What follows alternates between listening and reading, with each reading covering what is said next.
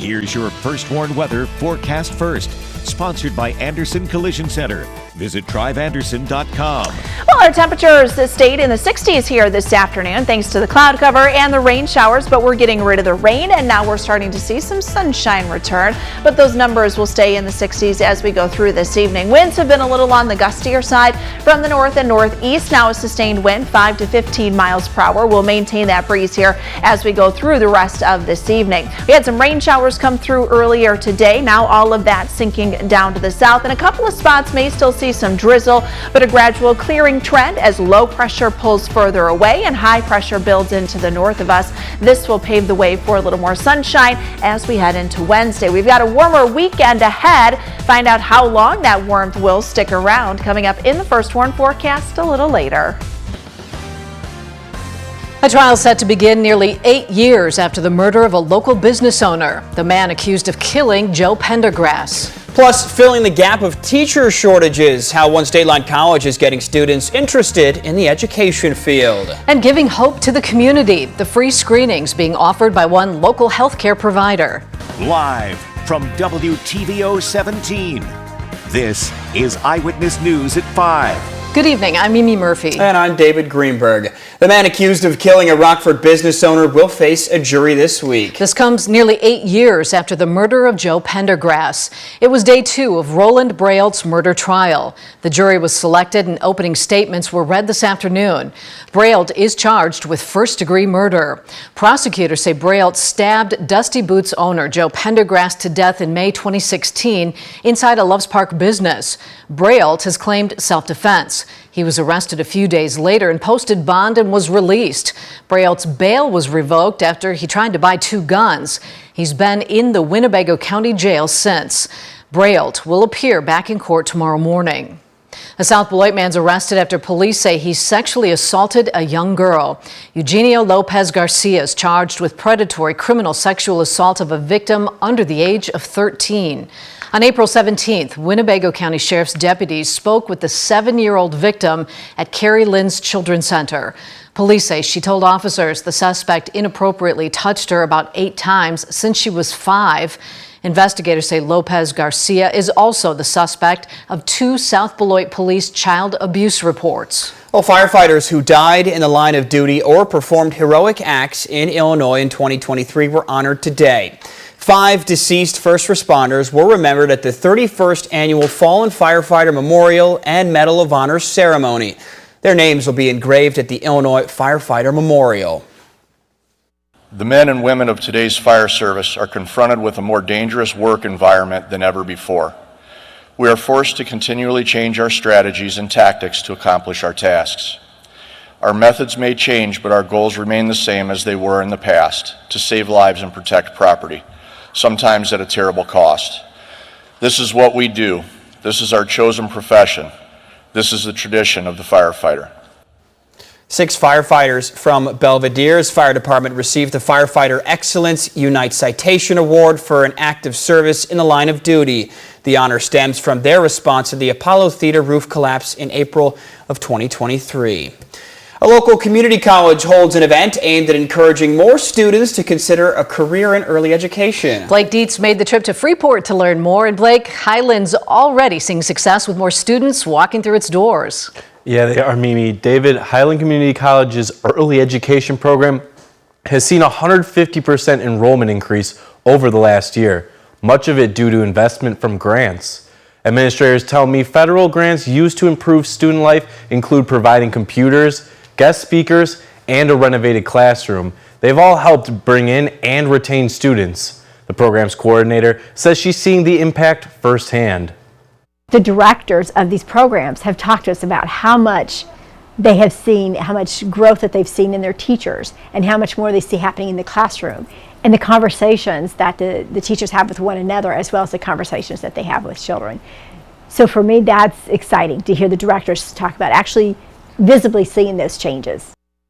Existing grant money set to expire this year, program leaders are now looking for other ways to sustain their momentum going into the future. David. All right, Blake, thank you. Well, consumer advocates are warning job seekers to be on the look for employment scams with the summer job search heating up. The Better Business Bureau says high school and college students are particularly at risk. Experts say con artists will sometimes impersonate a real business or government agency and charge the job seeker upfront for training or equipment. The BBB says if you question a company's methods and get a defensive response, it's a clear sign of a scam. The Salvation Army thanks those who make its mission to serve the community possible. The Winnebago County chapter held a volunteer appreciation luncheon. Guests got lunch served from the Emergency Disaster Services Canteen.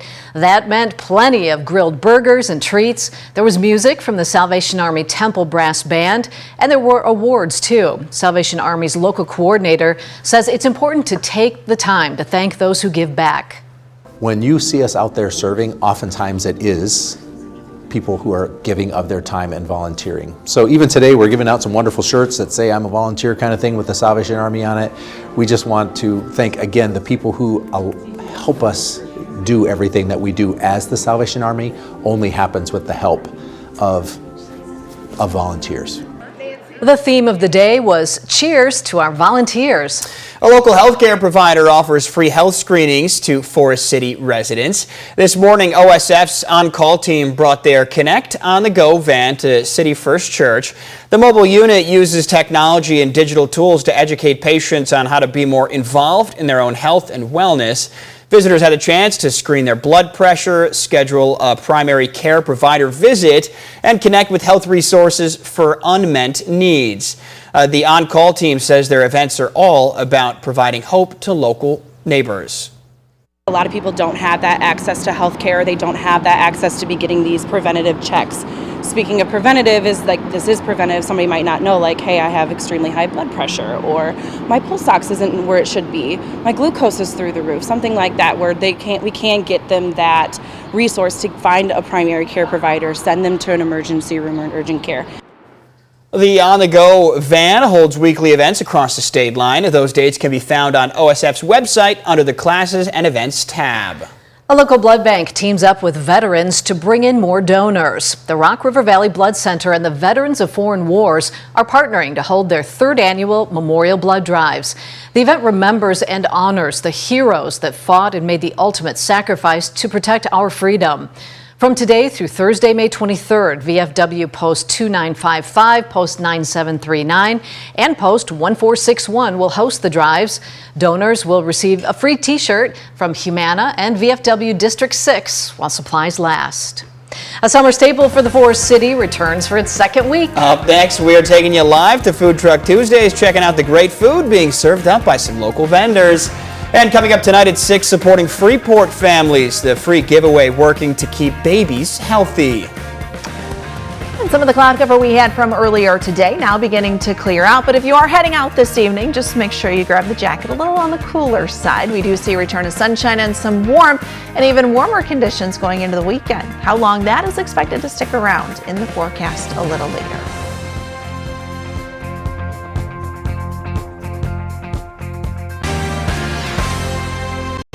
Well, with the warmer weather, that means some of Rockford's summer traditions are back, including Food Truck Tuesdays at Nicholas Conservatory. And that's where we find our Tom Lewis. And Tom, the rain moved down. It's looking nice out there now.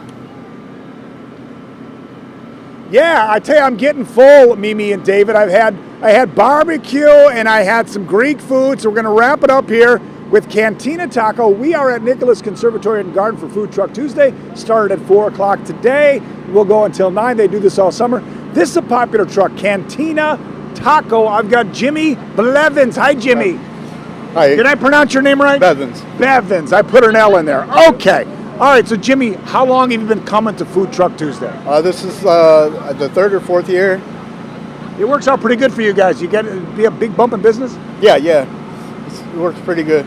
All right, let's see. Obviously, their name is Taco, Cantina Taco. You're holding a special taco. These are very popular. These are called birria? Birria, yes. What is birria? It's got shredded beef with cilantro, onion, and cheese, and we cook them right on the grill. You get 3 of these for how much? $13 for 3. And they look fresh as can be. What do you got? Some dipping sauce? What is that? It's the broth, the beef broth. So you kind of just pour it over the tacos? I think people dip them in there.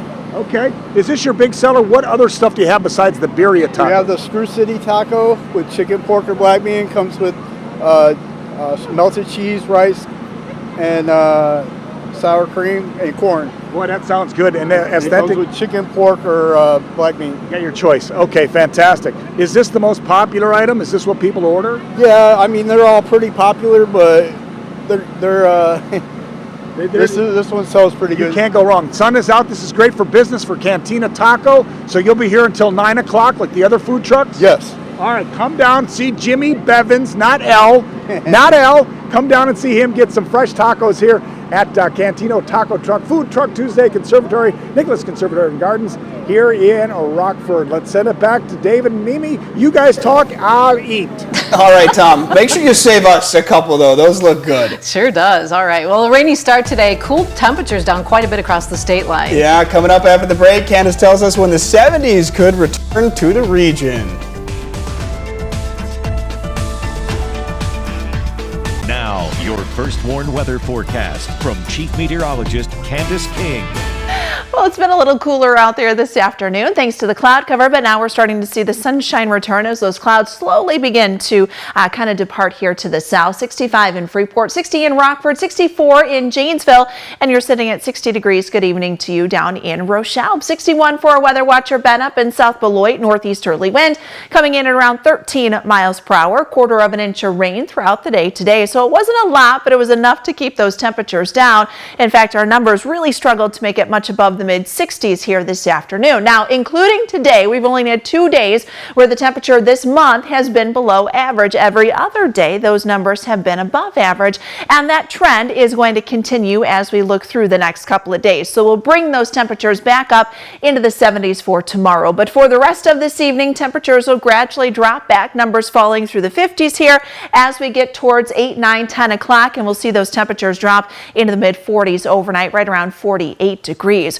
We do see some sunshine returning on our SkyTrack cameras. We take a live look out at Poplar Grove here, kind of looking off to the east and southeast. Again, skies will continue to clear out as we go through this evening. Now, it's been a difference from what we had yesterday. 79 degrees was our high temperature today, only made it up to 63, but tomorrow we are back up to 71, and that warming trend is something that will continue as another ridge of high pressure builds in as a trough or a dip in the jet stream forms here out across the northwest. But we do start to see a little more of a pattern change as we get closer to, I think, Memorial Day weekend. So that ridge of high pressure kind of gets pushed down to the south. Cooler air starts to filter in across the northern tier of the country out across the northwest, and then sliding across the plains and the upper Midwest. So that could actually take us through the weekend of Memorial Day. So temperatures may drop just a bit, not a big drop, and keep in mind our average high for that time should be in the lower 70s, but we may see some cooler temperatures kind of opposite of what we started the month of May off with.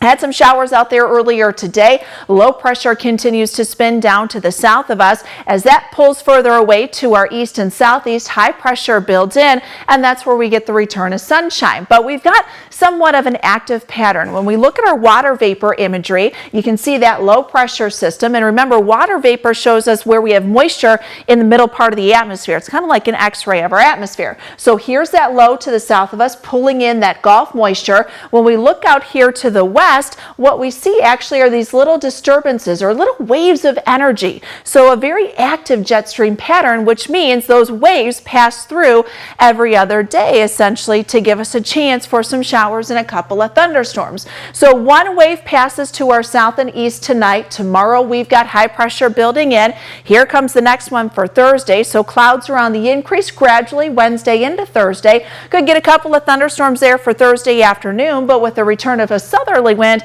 our temperatures will continue to warm. In fact, we'll make it into the 80s here as we head into the weekend. Now, just a slight chance for a thunderstorm or two Saturday afternoon. We may see a better chance Sunday into Monday, and then temperatures will be dropping back towards the end of next week. All right, Candace, thanks. Scouts in next with sports. The Rock Valley College softball team set for another trip to nationals. We'll get their reaction to how the bracket came out today. And one of Freeport's best all-around athletes has picked his sport and his college for next year. Now sports with Sports Director Scott Lever. Well, South Carolina sounds good this time of the year, especially if you're the Rock Valley College softball team. That's where the Golden Eagles will be headed at the end of this week for the NJCAA Division II World Series. They'll play the winner of the 13 and 20 seed. The 13 seed is Rock Valley. The players and coaches found out today during the World Series selection show that they are the number 13 seed in a field of 20 teams. They'll play their first game next Monday morning in Spartanburg, South Carolina, against number 20 seed Lake Michigan. This will be RVC's second straight trip to nationals at the D2 level. The players and coaches are ready to get after it after they went 0-2 in Spartanburg last year. Darren Monroe likes how the bracket fell. With what we did last year and going 0-2, I thought we want to go down there and we want to play right away. And that opportunity that, most would view that as a negative, being in that 13 to 20 and having that additional game, but we want to go and we want to play. We want to get our feet wet. We want to be ready. I'm excited that we're going to be able to play this first round and hopefully be able to show out and then be ready for the rest of the tournament. We've been ready since last year, since nationals. This is what we've been working for. Every practice, this has been in the back of our minds. We take it one game at a time, and this was our ultimate goal to come back to. The Golden Eagles have won 31 games so far this season. It's the 12th straight year the program has won 30 or more games. Freeport's most dynamic pretzel on the football field is now set for college ball. Diedrich Macon is signed with McHenry University near St. Louis. Macon was a first-team All-Nick-10 receiver last season, and he also played defensive back. He also earned honorable mention All-State honors. McHenry is an NCAA Division II school that competes in the Great Lakes Valley Conference, and Macon is excited about their wide-open offense. Deep shots, big plays. I like that. They like to play action, a lot of tight ends, a lot of movement, so a lot of deep shots. I like that. Playing on Saturdays, that was my dream. You just want to play on Saturdays in the afternoon, and that's where I got my aspirations from. All right, let's check out some baseball. Sox and Nationals tied up at 3 in the bottom of the 6th. That's the first game of a doubleheader. Cubs and Braves are going to get underway in about an hour from now in Atlanta. Jamison Tyone won't pitch for the Cubs. College football playoffs are expanding this fall. That could open the door for a group of 5 school like NIU from a mid-major conference like the MAC to get in.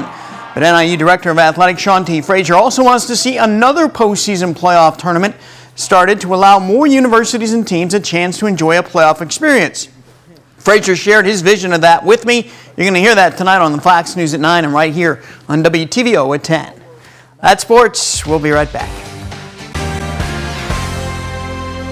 Well, after on and off again rain all day, it's finally clearing out there. It is. It'll be a nice evening, a little damp, with some of the rain showers. It'll still take some time before we get the moisture out, but at least we're drying things out. Yeah, so that nice for Food Truck Tuesday, too. Just saw Tom over there.